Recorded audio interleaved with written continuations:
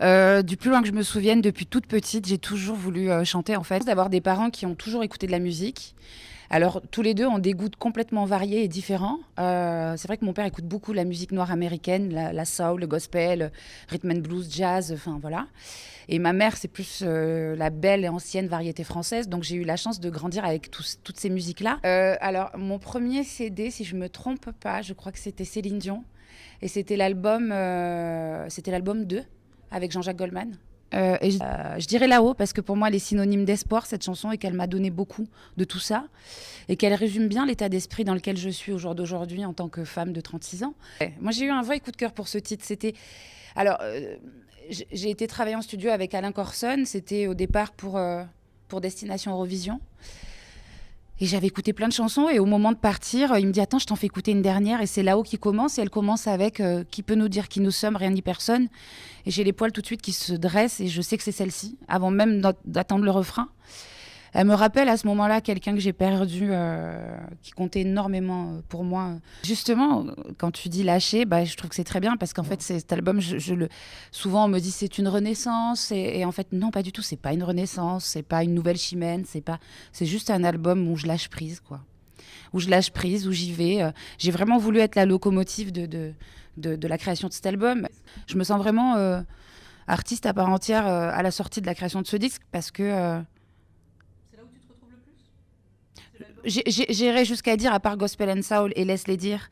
Gospel and Soul, c'est un album que j'aime beaucoup, qui avait ce côté récréatif, où j'ai repris des artistes qui me faisaient rêver, mais ça reste un concept, ça reste des reprises.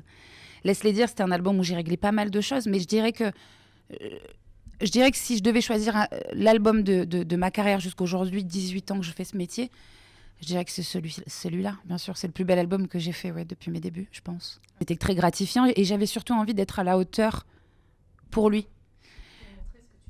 Pour lui montrer, enfin, pour surtout qu'il se dise, pour surtout qu'il ne regrette pas son choix, en fait, tout simplement. Je voulais qu'il soit content de mon travail et de ce que je donne sur scène. Et en fait, j'ai rencontré quelqu'un d'unique, quelqu'un de vraiment particulier, de très gentil, d'une générosité pas possible. C'était vraiment une belle personne et avec une voix hors du commun, un artiste comme il en existe peu. J'ai eu la chance de partager pas mal de duos et de beaux duos. Et j'ai eu la chance aussi de faire de très belles rencontres artistiques et de vivre des moments, oui, assez à part, effectivement. Ouais, chanter pour Céline. Alors ça, c'était fou parce que c'était une émission qui devait être diffusée donc, sur France 2 à l'époque. Et on m'appelle 2 jours avant pour me dire, voilà, on va faire une surprise à Céline Dion. On a écrit une chanson et on pense qu'il n'y a que toi qui peux la chanter comme ça. Il faut que tu lui donnes vie. Donc je reçois le titre 2 jours avant, qui s'appelle Comme les 5 doigts de la main. Donc finalement, pour ses 3 enfants et René et elle. Et on me dit, voilà, il faut que tu la prennes et que tu lui chantes en direct. Je sais pas, j'espère traverser les années, j'espère les passer, j'espère les passer avec ma musique.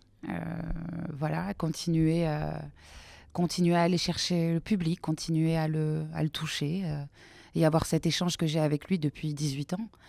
Mais je suis intimement convaincue que quand on a une histoire d'amour avec son public et qu'on la respecte et qu'on est authentique et qu'on donne vraiment ce qu'on a là, je suis intimement convaincue que ça peut durer. Et j'espère. On est en train de mettre... on commence les répétitions en septembre, nous, avec toute mon équipe. Et je sais que la date départ de la tournée, c'est le 29 septembre en Belgique. On a prévu 2 ans. Il y a l'Alhambra à Paris le 15 novembre. Et ensuite le Casino de Paris le 14 mars 2020. On sera à Lille. On est en train de mettre en place la tournée. Des dates arrivent au fur et à mesure. Mais c'est comme tout. Et je préfère être très honnête et le dire. Parce que souvent on me dit mais j'espère que tu viendras là. J'espère que tu viendras là. Bah, c'est-à-dire que si à un moment donné ça fonctionne et que les choses se passent bien, effectivement, on a plus de dates et on peut faire plus de spectacles.